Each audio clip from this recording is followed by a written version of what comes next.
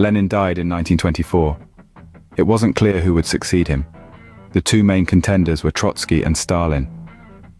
This video will introduce you to the strengths and weaknesses of each candidate.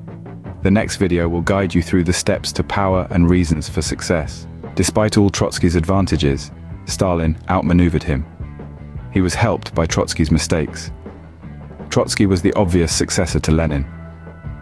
Although he had not been a Bolshevik right from the very beginnings of the party, Trotsky had organized the takeover of power in the Bolshevik Revolution of 1917. He had created the Red Army and led it to victory in the Russian Civil War. Trotsky was also a brilliant public speaker and had written important books about communism. Lenin rated him as a man who got things done. Trotsky argued that the future security of the USSR lay in trying to spread permanent revolution across the globe until the whole world was communist. This was in line with what Lenin thought must happen, following the teachings of Karl Marx. First, this success made Trotsky arrogant and overconfident. He upset other Communist Party members and didn't care what they thought about him. With the whole of the Red Army behind him, he didn't think he needed to build more support within the Communist Party, but that made party members worry that he would try to take power by force, and he seriously underestimated Stalin. Second, chance also played a part.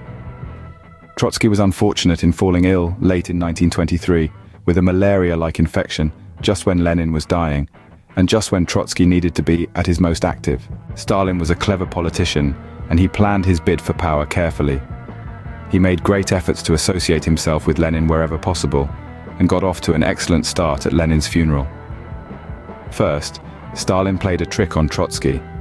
He cabled Trotsky to tell him that Lenin's funeral was to be on the 26th of January, when it was in fact going to be the next day. Trotsky was away in the south of Russia and would not have had time to get back for the 26th, although he could have got back for the 27th. As a result, Trotsky did not appear at the funeral, whereas Stalin appeared as chief mourner and Lenin's closest comrade and follower. Second, Stalin was also extremely clever in using his power within the Communist Party. He took on many boring but important jobs, including the post of General Secretary. He used these positions to put his own supporters into important posts and remove people likely to support his opponents from the party. Third, Stalin's policies also met with greater favor than Trotsky's.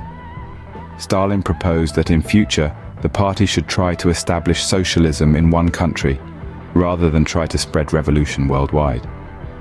The idea that they could achieve socialism on their own appealed to many of the Communist Party members.